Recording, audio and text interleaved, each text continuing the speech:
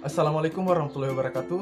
Perkenalkan, nama saya Abdul Mustonote, NIM 20 40 70 50, Fakultas Bahasa dan Seni, Program Studi Sentra Tasik.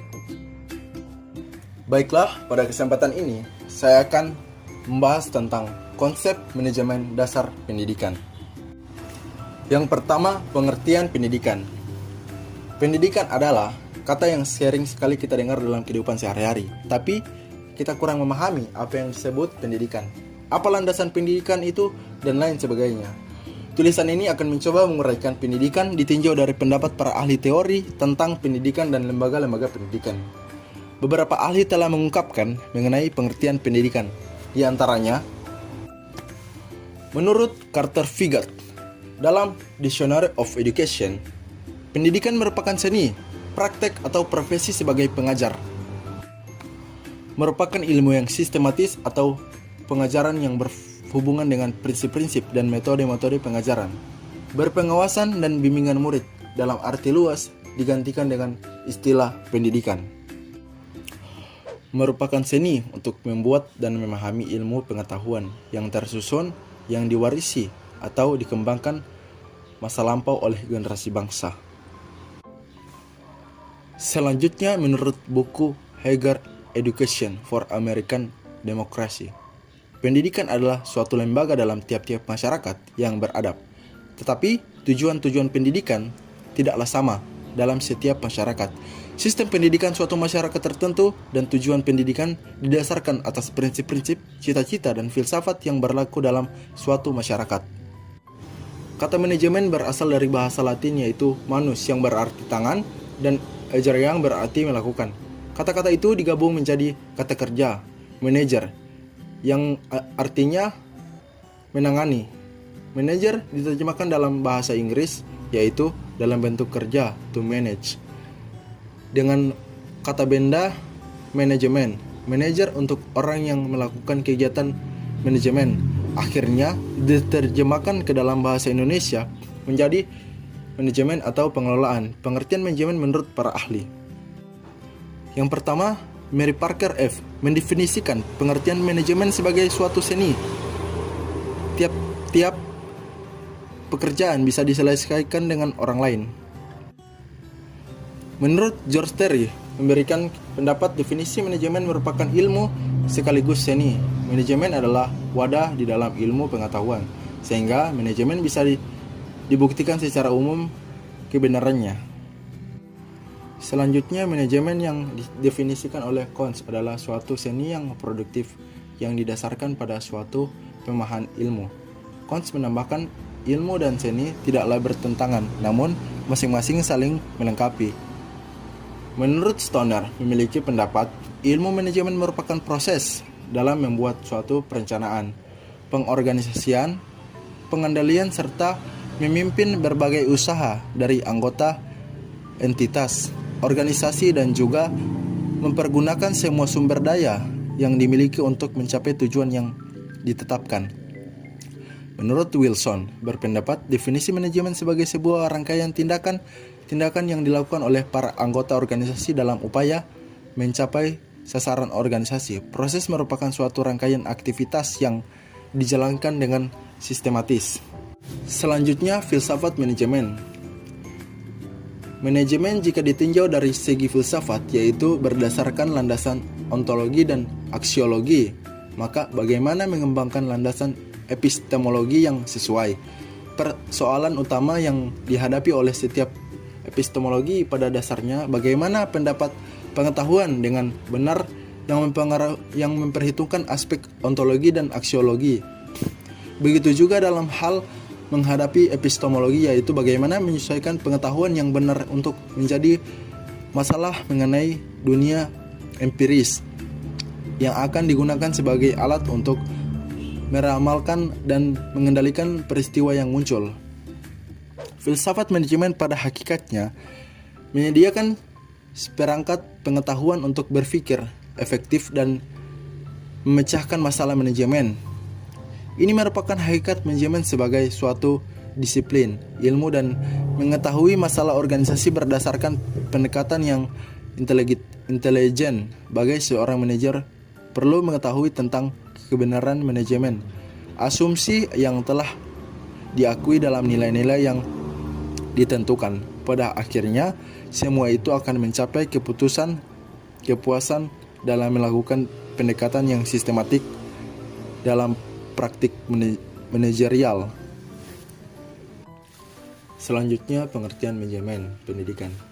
Manajemen pendidikan merupakan salah satu cabang ilmu sosial yang pada intinya adalah mempelajari tentang perilaku manusia yang kegiatannya sebagai subjek dan objek, serta filosofis. Perilaku manusia terbentuk oleh interaksi antara manusia, iklim, organisasi, konteks organisasi, dan sistem. Ketiga interaksi tersebut, baik secara sendiri-sendiri maupun bersama-sama, saling berinteraksi dengan lingkungan eksternalnya. Beberapa ahli menggunakan istilah yang berbeda dalam pemakaian kata administrasi pendidikan dan manajemen pendidikan. Tetapi ketika ditinjau pengertiannya hampir mirip, walaupun pada dasarnya kedua istilah tersebut tidak sama persis. Nanang Suhardan dan Nugraha Soeharto dalam hal ini memakai istilah administrasi pendidikan, yaitu ilmu yang membahas pendidikan dari sudut pandang kerjasama dalam proses pencapaian tujuan pendidikan. Manajemen pendidikan menurut mode Pidarta yaitu aktivitas memadukan sumber-sumber pendidikan agar terpusat dalam usaha mencapai tujuan pendidikan yang telah ditentukan sebelumnya. Selanjutnya yaitu tujuan manajemen pendidikan. Tujuan belajar manajemen pendidikan. Yang pertama, efisien dalam menggunakan sumber daya. Dengan mempelajari manajemen pendidikan dengan baik, diharapkan seorang dapat mengelola sumber daya secara efisien. Misalnya sumber daya yang berupa pembiayaan, waktu, dan lain sebagainya. B. Efektif dalam pencapaian tujuan. Dengan mempelajari manajemen pendidikan secara berkesinambungan dengan secara sungguh-sungguh, diharapkan seseorang dapat memproses dan sumber daya dikelola dengan mencapai tujuan yang optimal. C. Bermuara pada tujuan pendidikan. Tujuan manajemen pendidikan tidak akan lepas dari tujuan pendidikan nasional, yaitu bertujuan untuk mengembangkan kemampuan dan membentuk watak secara peradaban bangsa yang bermartabat dalam rangka mendasarkan kehidupan bangsa, dalam rangka mencerdaskan kehidupan bangsa, bertujuan untuk berkembangnya potensi peserta didik agar menjadi manusia yang beriman dan bertakwa kepada Tuhan Yang Maha Esa. Selanjutnya, manfaat manajemen pendidikan. Yang pertama, menciptakan suasana belajar yang bermutu dan menyenangkan, dan yang lebih penting lagi adalah dapat menciptakan peserta didik cara belajar, learning how to learn, yang terbaik bagi dirinya. Meningkatkan kompetensi manajemen pendidikan baik bagi pendidikan sehingga lebih profesional, menghemat sumber daya dengan hasil memuaskan, mendapatkan tenaga kependidikan yang profesional. Pada umumnya ada 4 fungsi manajemen yang banyak dikenal masyarakat, yaitu fungsi perencanaan atau planning, fungsi perorganisasian atau organizing, fungsi pelaksanaan atau actuating, dan fungsi pengendalian atau controlling. Untuk fungsi organisasian terdapat pula fungsi staffing atau pembentukan staff. Para manajer dalam organisasi perusahaan bisnis diharapkan mampu menguasai semua fungsi manajemen yang ada untuk mendapatkan hasil manajemen yang maksimal. Yang pertama adalah perencanaan atau planning. Planning adalah memikirkan apa yang akan dikerjakan dengan sumber yang dimiliki. Perencanaan dilakukan untuk menentukan tujuan perusahaan secara keseluruhan dan cara terbaik untuk memenuhi tujuan itu. Perencanaan juga dapat didefinisikan sebagai proses pesusunan tujuan dan sasaran organisasi, serta penyusunan peta kerja yang memperlihatkan cara pencapaian tujuan dan saran tersebut.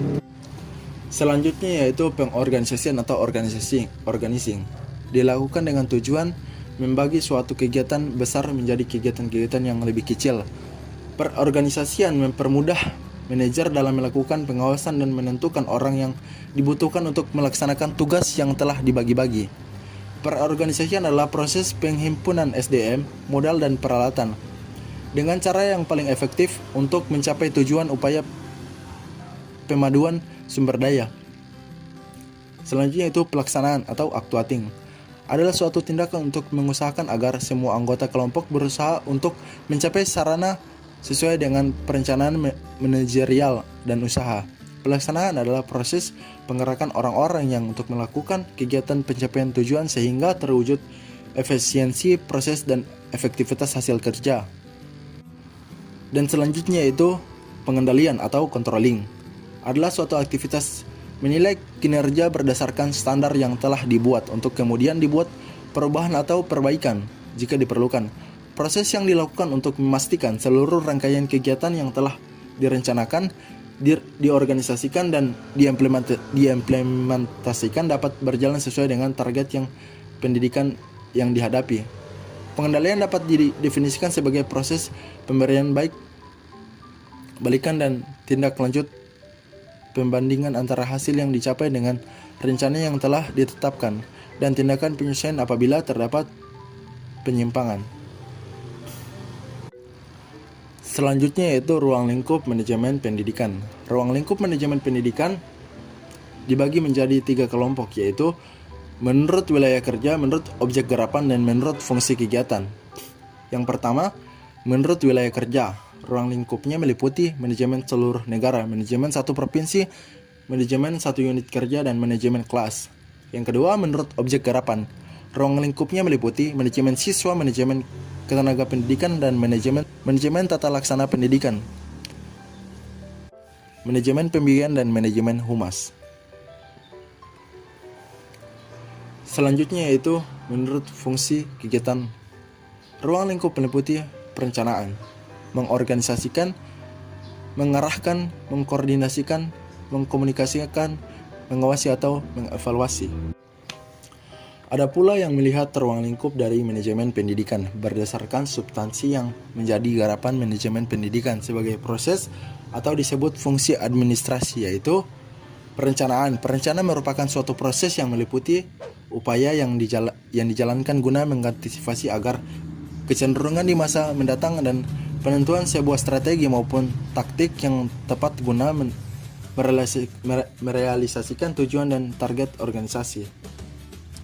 Baik, tadi adalah materi tentang konsep manajemen dasar pendidikan. Lebih dari kurangnya saya mohon maaf. Assalamualaikum warahmatullahi wabarakatuh. Terima kasih.